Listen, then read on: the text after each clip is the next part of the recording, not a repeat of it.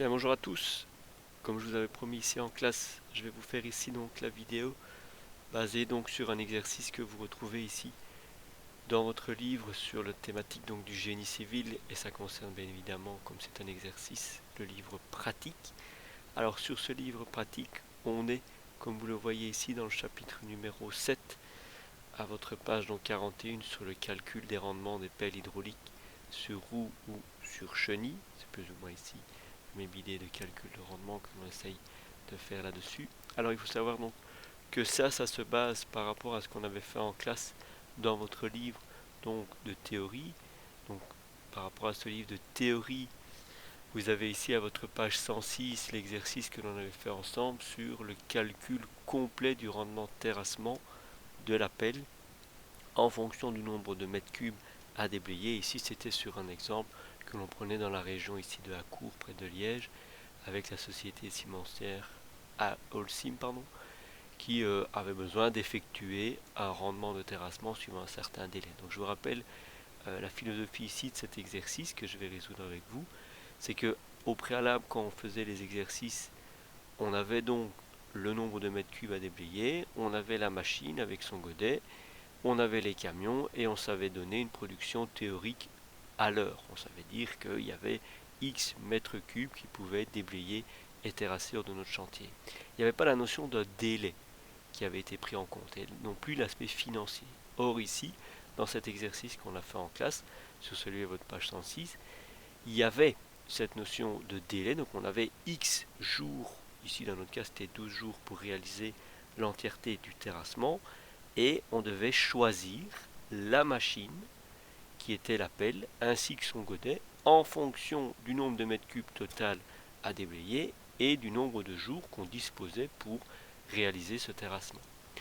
Donc là ici, moi ce que j'ai voulu faire en plus de celui qu'on avait résolu en classe à votre page 106, c'est essayer d'aller chercher à votre chapitre, donc ici numéro 7, l'exercice 2 à votre page, donc ici 43. Donc à cette page 43 sur l'exercice 2, on a ici un terrassement qui est relativement sommaire, donc on a ici, on le voit par les petits traits, la partie haute du talus, qui n'avait pas été représentée ici dans la partie circulaire, mais qui représente aussi la partie haute ici au niveau de notre talus.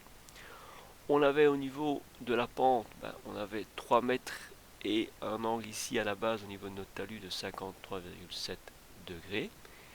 Et on demandait donc par rapport aux caractéristiques qu'on retrouvait à la page 44, qui étaient donc toutes les caractéristiques au niveau de la masse volumique du terrain, au niveau des camions, au niveau du taux de travail, à l'heure que l'on avait. En fonction de toutes ces caractéristiques, on demandait pour les 3 jours qu'on avait pour réaliser ce terrassement, est-ce que la machine que l'on nous donnait permettait de réaliser ce terrassement en déant les 3 jours. Alors on va commencer directement en suivant pile poil ce que vous avez du point de vue de la résolution à partir de votre page 45, les différents points à calculer, et on va démarrer par le premier. Alors le premier concerne ici, comme vous le voyez à votre page 45, la hauteur du terrassement réalisé. Comme on sait que la hauteur du terrassement en fonction du triangle que l'on a vu ici précédemment, suivant la distance horizontale de 3 mètres et l'angle qui nous reste entre 53,7 degrés et l'autre partie de l'angle pour arriver à 90 qui était de 36,3, il suffisait de faire la tangente de 36,3, c'était la hauteur de notre fouille sur 3 mètres horizontales et ça nous donnait arrondi une hauteur de fouille de 2,20 mètres. Une fois que j'ai la hauteur de la fouille et donc sa profondeur, je peux calculer le volume global des terres, puisque au niveau même de notre énoncé, on voyait qu'on avait une partie donc circulaire et une partie dite entre guillemets carrée. Si on reprend le schéma, on observe ceci. Voilà. Donc on a ici la partie entre guillemets, on va dire plus ou moins carrée, puisqu'on a ici 16 mètres sur 16. Et donc moi ce que j'ai considéré que par rapport à une imagination d'un volume de terre qui serait plus ou moins carré, je vais en prendre 75%. Donc si je visualise ceci, donc je vais avoir moi ici sur mes terres ceci, ça c'est 75%, donc si je le hachure, on va dire même en jaune comme ceci, ça tout ce volume-là,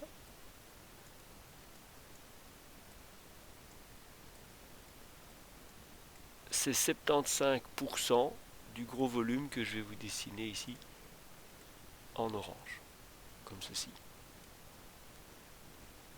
Donc moi, je vais imaginer le volume, puisqu'on imagine que les trois côtés ont chaque fois la même pente. Donc les trois côtés, je m'entends, hein, donc c'est 1, 2, et puis les trois côtés qui forment plus ou moins ensemble la même idée, on va dire même les quatre côtés, font chacun la même pente. Et donc avec ça, on a une pyramide tronquée par un plan parallèle à la base. Donc on voit ici qu'on est avec notre fond de fouille à la base même ici. Et donc on aurait nous simplement la pyramide avec à la base l'élément comme vous le voyez en rouge et ici l'élément qui reviendrait au niveau supérieur. Ça va? Donc si je considère ma grande pyramide avec un côté de 16 sur 16 et j'en prends uniquement les 75% pour avoir le volume de ma pyramide qui a une grande base en vert et une petite base en rouge, j'arriverai au calcul du volume de cette partie-là. Il ne me restera plus qu'à calculer cette partie-ci au niveau de sa section qui serait une portion, comme vous le voyez, d'un coup. Ça va?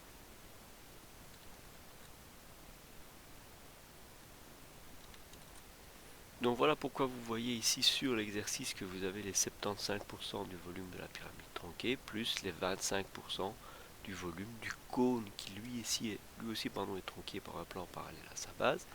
Et donc on voit que les 75% c'est par rapport au volume de la pyramide tronquée avec les 256 mètres carrés pour la surface au niveau du talus naturel et les 100 mètres carrés au niveau de la surface au fond de fouille.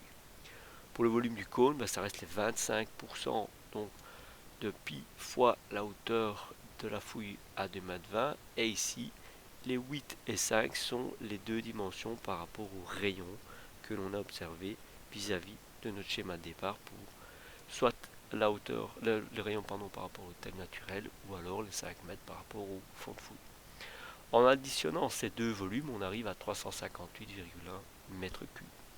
On me demande en troisième lieu d'en déduire le volume foisonné, il suffit de multiplier ce volume par le foisonnement initial qui était donné dans l'énoncé à 25%. J'arrive à 447,625 mètres cubes.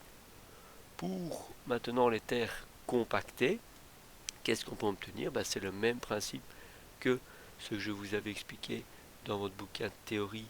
Si vous reprenez la page numéro, je vais vous la donner ici, 37, donc c'est dans votre bouquin de théorie à votre page 37, et là vous voyez, donc on reprend le volume initial de terre en place et on le multiplie par le pourcentage ici, dans l'occurrence par rapport au gravier humide, c'était les 2%, donc on avait ici les 2% d'augmentation par rapport au volume de départ. Donc nous, dans notre cas, si on sait qu'on a les 358,1 m3 de volume de départ et qu'on a les 2% de foisonnement final, on multipliera ici ce volume de départ par les 2% de foisonnement final. Ce qui m'amène à 365 m3 de ces terres qui seraient compactées. Donc on aurait une différence entre les deux volumes de nos 2%. Alors, premier calcul à effectuer ici là-dessus, c'était notre production théorique. Donc pour calculer la production théorique horaire, sous-entendu non par heure, il faut prendre le volume de votre fouille au départ, que l'on multiplie par le foisonnement initial ici de 25%, divisé par le délai que je vous donnais dans l'énoncé à votre page donc précédente, donc celle ici qui était juste avant celle-ci, donc qui était les 3 jours, fois le nombre d'heures par jour que je vous donnais dans l'énoncé à 7 jours. Donc toutes ces données que vous voyez ici, donc les 25% de foisonnement initial, le délai et le nombre d'heures par jour, comme je vous dis et je vous le répète, ces données dans votre énoncé de départ par rapport à la page précédente à celle que je vous explique ici. Pour remémorer ici tout ça, c'est par rapport à votre page numéro 44. Alors une fois que j'ai calculé cette production théorique, je peux passer maintenant au 21,32 m3 par heure. C'est le rendement théorique que je devrais évacuer de mon chantier pour essayer de respecter ce délai de 3 jours.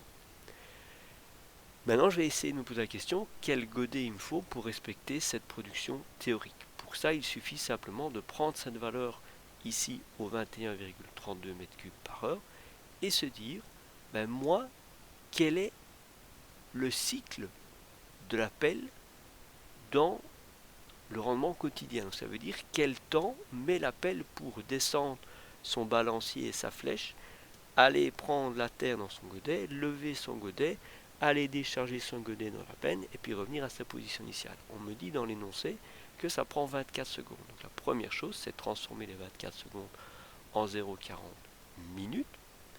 Et en fonction de ça, je me dis, si sur une heure qui correspond à 60 minutes, je sais faire un certain nombre de cycles de 0,40 minutes, combien? Il suffit de diviser simplement les 60 minutes par les 0,4 minutes. Et je sais que sur une heure, je sais faire 150 cycles de chargement plein dans mon camion. Donc je sais vider 150 godets de terre.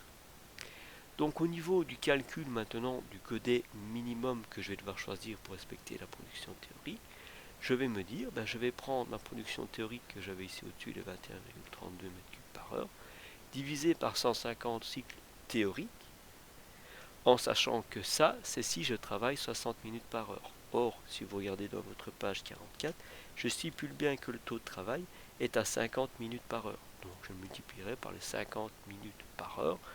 Et le tout ici, c'est sous-entendu les 150 cycles divisé par les 60 minutes, puisque ces 50 minutes sont répertoriées par rapport à une heure qui fait 60 minutes.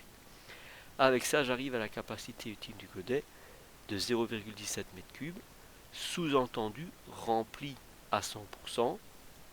Or moi, quand je regarde la deuxième donnée à ma page 44, je vois que j'ai un coefficient de remplissage du godet de 78%, donc je dois diviser le 0,17 m3 de godet, donc les 170 litres entre guillemets, je dois les diviser par les 78% de coefficient de remplissage pour voir qu'il me faudrait un godet un petit peu plus grand que les 0,17 m3 calculés, à savoir ici les 0,22 m3, donc les 220 litres, puisque pour respecter la production de 170 litres, on va dire théorique, si mon godet est rempli à 78%, il me faudrait un godet de 220 litres, puisque 220 litres rempli à 78% me donnerait un godet de 170 litres.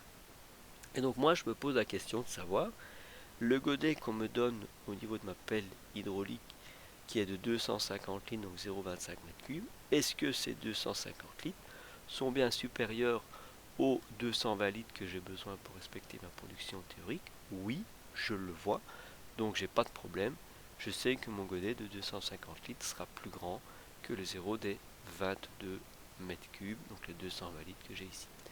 Donc faites bien attention dans votre calcul à ce que les 0,17 qui sont ici considérés remplis à 100%, vous devez prendre en compte le coefficient de remplissage du godet pour calculer la vraie valeur de comparaison par rapport au godet que vous allez choisir ici dans notre exercice qui était celui de 250 litres, qui doit être supérieur à la réponse que vous trouvez ici.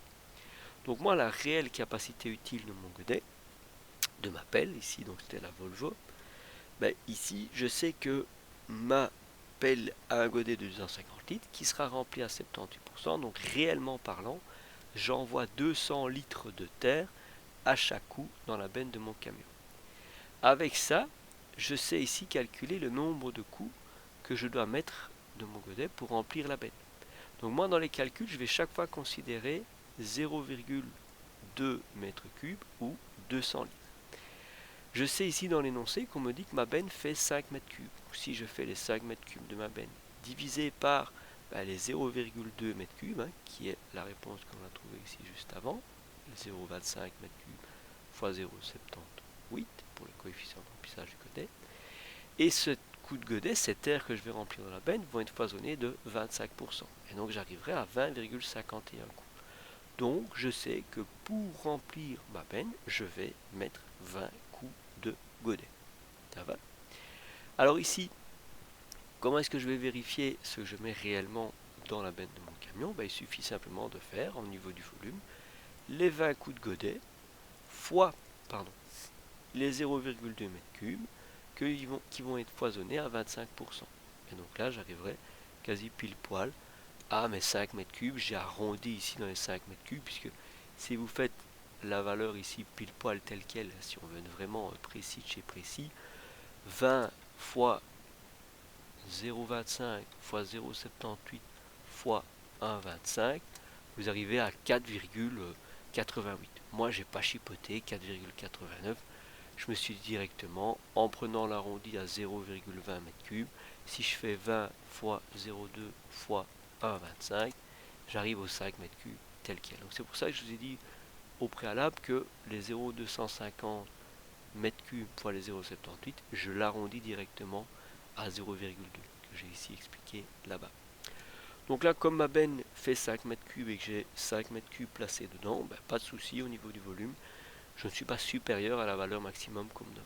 Au niveau du tonnage maintenant, est-ce que mon camion est en surcharge ou pas?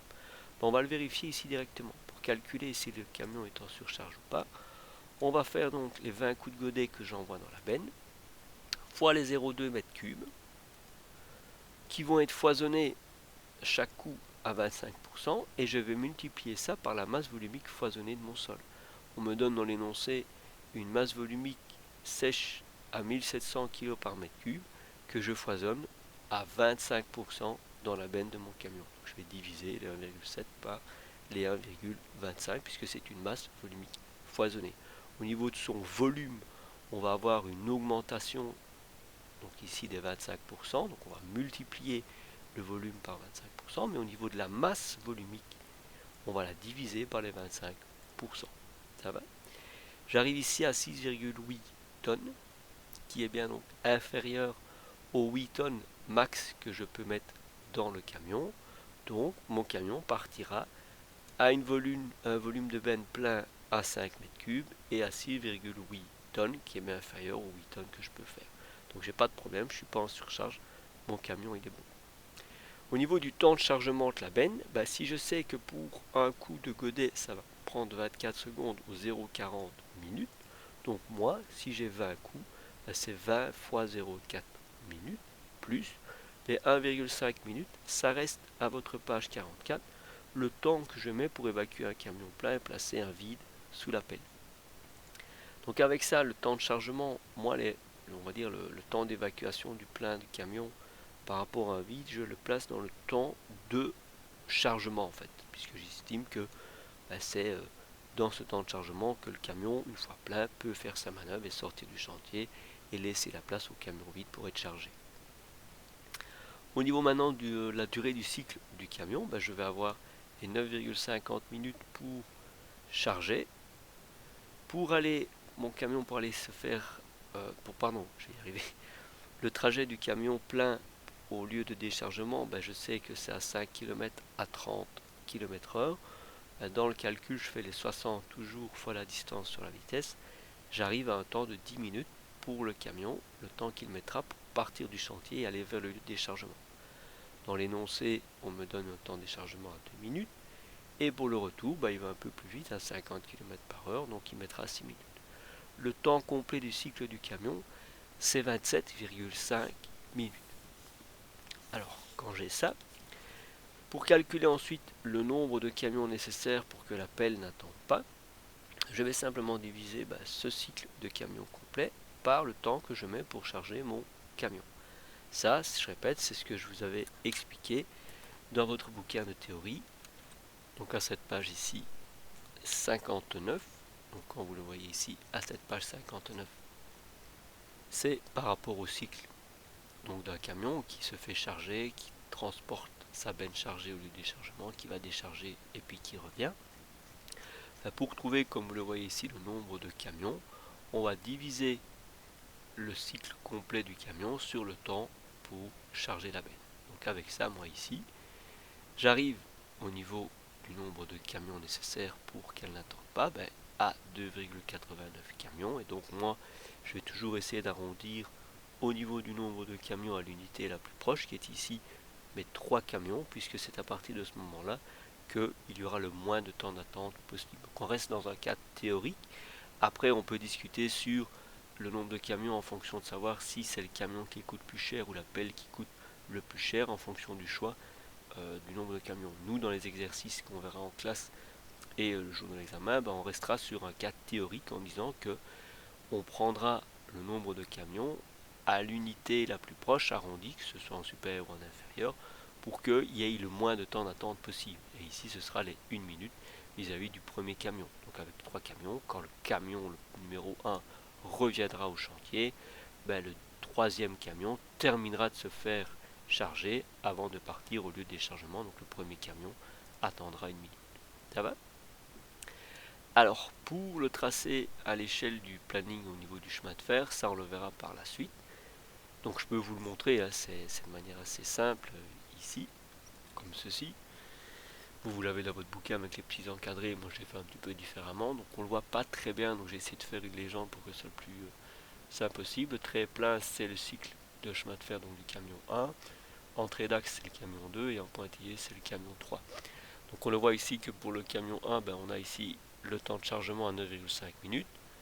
Pendant 10 minutes, il va parcourir 5 km à 30 à l'heure, donc ça lui fait 10 minutes.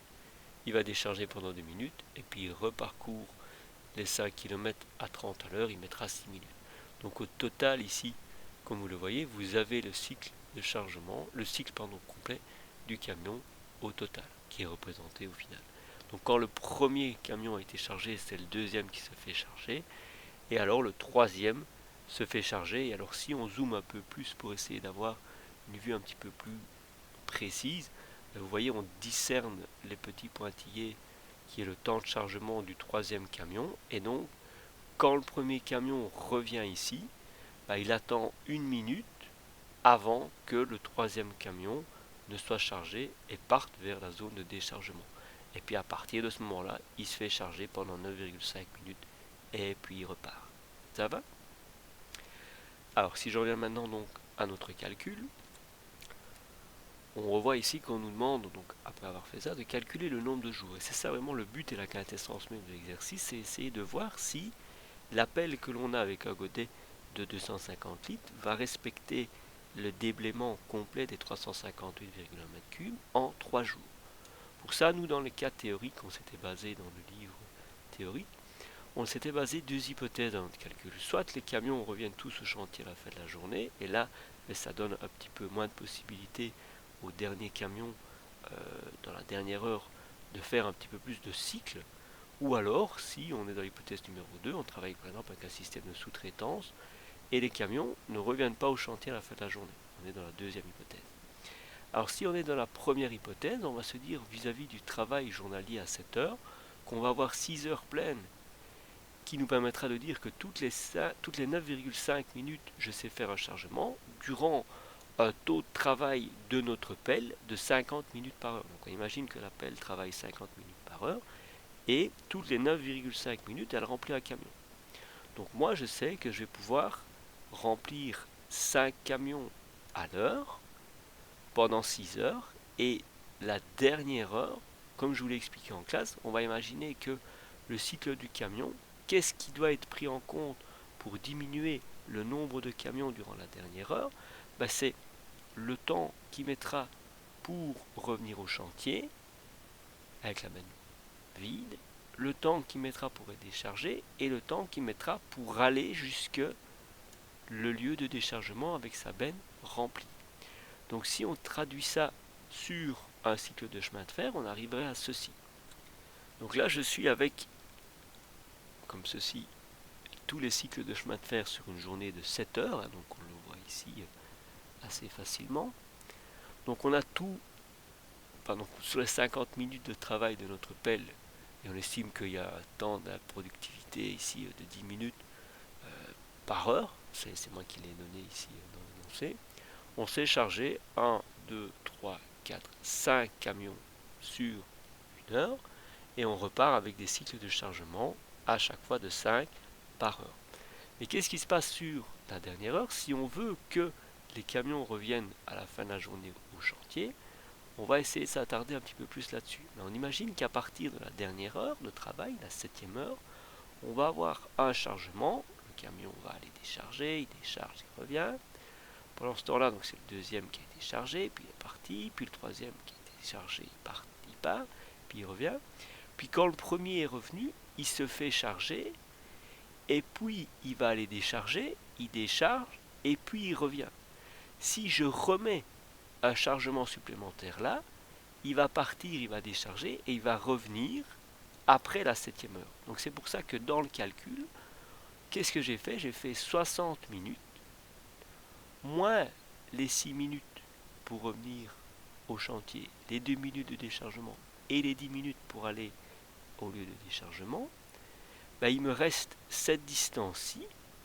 Et si je divise cette distance-là par les 9,5 minutes, le temps que je mets pour charger la benne, ben, je ne sais en faire que 4 déchargements.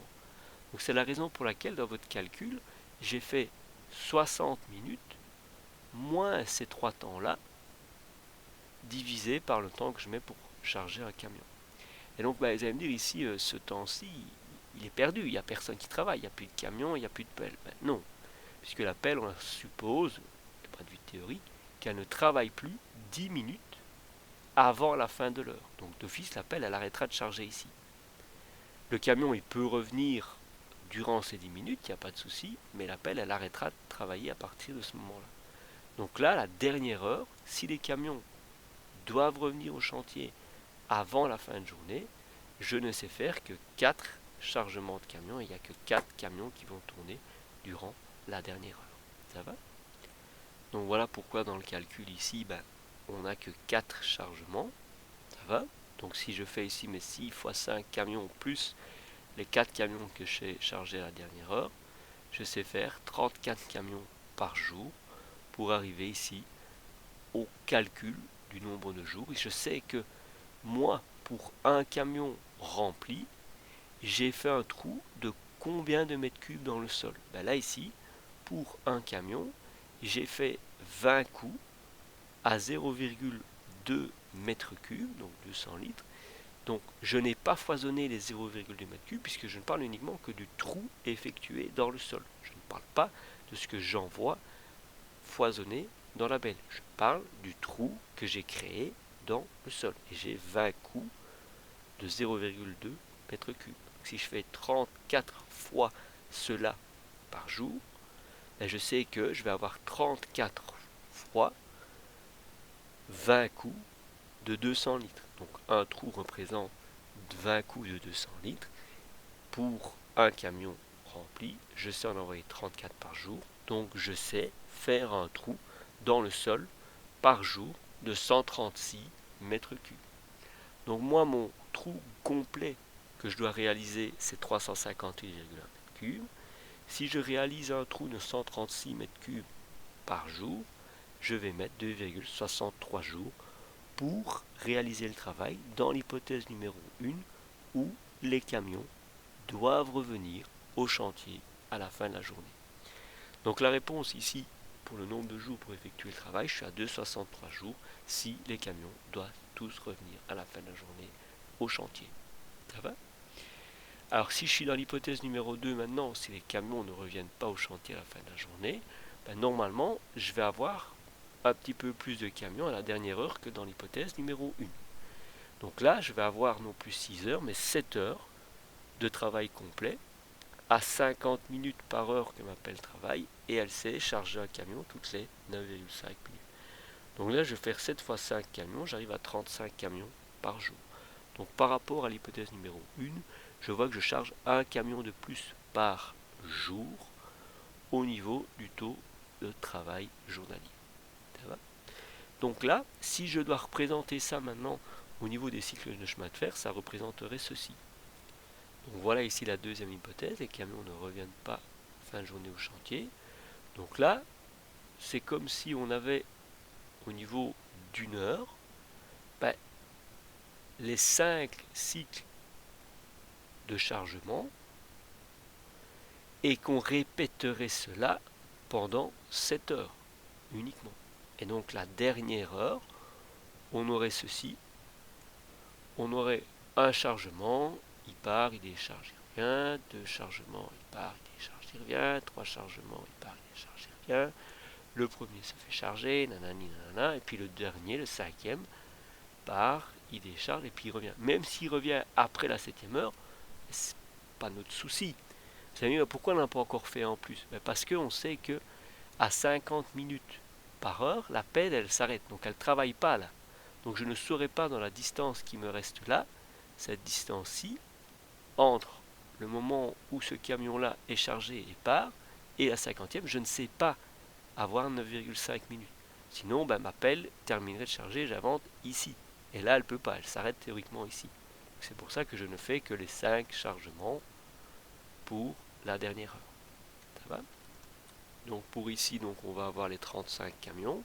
Donc je sais, pour un camion, j'ai fait un trou qui est représenté par 20 coups de mon godet de 200 litres. Et donc ça, c'est pour charger un camion. Donc j'aurais fait un trou de 20 coups fois 200 litres pour charger un camion. Si j'envoie 35 camions, ici je fais 140 mètres cubes par jour à la place des 136 mètres cubes que je faisais dans l'hypothèse 1. Et là, les 358 mètres cubes, si j'y divise par le 140 mètres cubes par jour que je peux faire au niveau du trou dans le sol, je vais un petit peu plus vite, je mets 2,56 jours. Alors ça reste des durées donc théoriques, les 2,63 et les 2,56 jours, c'est le temps réel que ça vous prendra. Donc maintenant, quand on vous demande la réponse ici là-dessus, on voit que d'office, comme on mettra plus de camions par jour dans l'hypothèse 2, ça prendra moins de temps que dans l'hypothèse 1.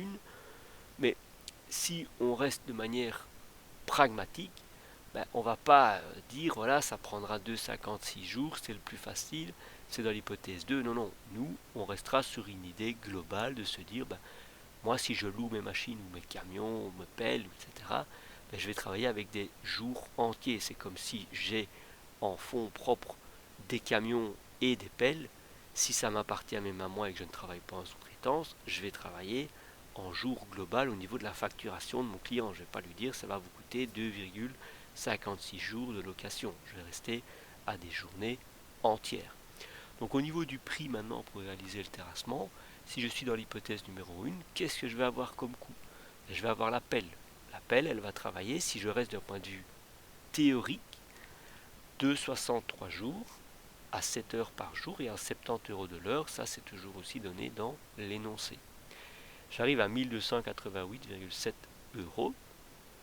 Si je travaille avec un nombre de jours entiers plein, je vais faire 3 jours à 7 heures par jour à 70 euros de l'heure. J'arriverai à 1470 si je prends les 3 jours. Si je suis avec maintenant le deuxième coût qui est mes camions qui tournent en continu, je vais rester théorique à 2,63 jours, à 3 camions qui tournent en continu, 7 heures par jour, à un taux horaire de 45 euros de l'heure que j'ai fixé moi-même dans l'énoncé. Alors avec ça, j'arrive à 2485 euros. Et si je considère non plus 2,63 jours, mais un nombre de jours entiers, 3, je suis à 2835 euros, si jamais j'arrive à mes 3 jours. Le troisième coût que je dois envisager, c'est le prix de mes mètres cubes déblayés et transportés. Alors là, c'est pas compliqué. Je vais faire le nombre de jours global que j'ai pour faire le travail à 263 jours, le nombre de camions par jour que je sais envoyer, et le nombre de mètres cubes que je place dans mon camion. Donc les 4,75 mètres cubes, c'est le nombre de mètres cubes que je mets dans ma benne. Donc c'est tout simplement, si je fais le calcul avec vous, les 20 coups de godet à 200 litres, donc à 0,2 mètres cubes, fois le foisonnement de 25%, et j'arrive ici à mes 4,75. Donc là, par rapport à ça, je sais que j'arrive, et j'ai un taux, on me le donne ici dans l'énoncé, à 11 euros du mètre cube déblayé transporté, et ça me donne un coût global de 4918,10 cents. Donc même chose, si je prends les 3 jours, je suis ici à 5610 euros. Ok. Alors par rapport à ça, comme vous le voyez, si j'additionne ces 3 coûts, je suis ici au 8692,15 euros. En théorique, si c'est les jours arrondis, à 9915 euros. Alors je m'aperçois juste ici que je voulais faire plus devant vous ici à 5 mètres cubes, c'est moi qui ai mal renoté ici la réponse, puisque la réponse ça doit être normalement les 5 mètres cubes et pas les 4,75 puisque c'est les, je répète, 20 coups de 200 litres, 0,2 m3, fois le foisonnement à 25, c'est les 5 m3 que j'envoie dans le camion. Je ne sais pas pourquoi j'ai écrit les 4,75 à la place de 5, donc c'est bien les 2,63 fois les 34 fois les 5 fois les 11 qui donne cette réponse. C'est une erreur de transcription, je suis désolé ici, dans le calcul. Ça va? Donc, pour terrasser, suivant l'hypothèse 1 que tous les camions doivent revenir au chantier à la fin de la journée, j'arrive à un coût de 8692,15 cents en théorique. Arrondi au jour entier suivant les 3 jours, je suis à 9915 euros. Pour l'hypothèse numéro 2, c'est exactement les mêmes choses, sauf que on remplace les 2,63 par le temps que je mets pour réaliser le travail. C'est ici les 2,56 de mémoire, mais c'est exactement le même calcul qui est fait. Alors aussi, même chose, vous le voyez, les 4,75 dans les prix du mètre cube transporté doivent être normalement les 5 mètres cubes et pas les 4,75. Là, au niveau du coût, vous voyez que je suis quasi un peu similaire. Je suis à 8601 euros à la place de 8692. Et au niveau du coût total théorique, qu'est-ce qui change un petit peu? C'est 35 camions à la place des 34.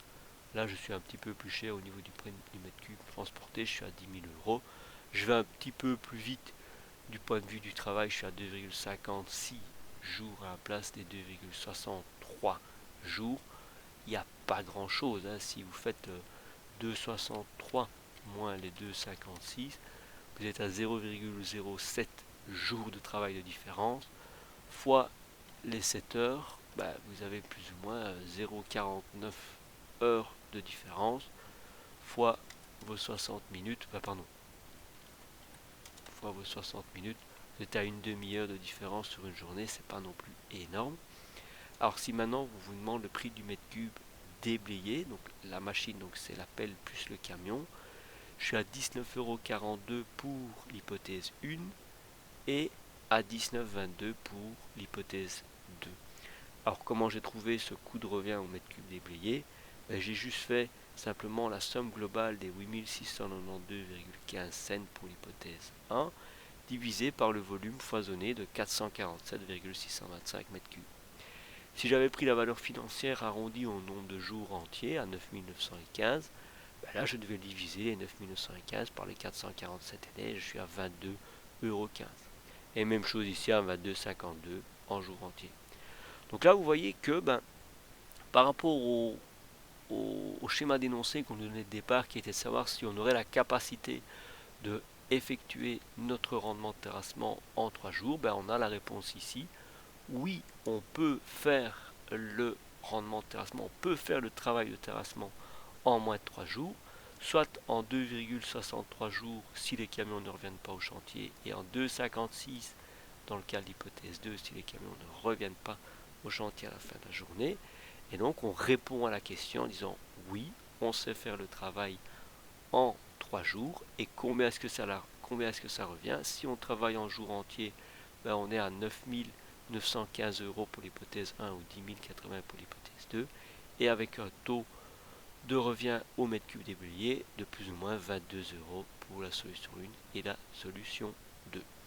Donc ça clôture votre exercice numéro 2 que vous avez dans votre bouquin d'exercice à votre page 43 jusqu'à votre page ici 48, où vous voyez l'entièreté des réponses qui sont effectuées ici. Donc voilà. Si vous avez la moindre question, n'hésitez pas à la poser via les commentaires, et vous pouvez vous exercer grâce à cela via le chapitre numéro 7 de votre livre d'exercice, qui va donc de la page 42 jusqu'à la fin de votre chapitre, qui va jusqu'à votre page ici 81. Voilà, bonne journée à tous, merci.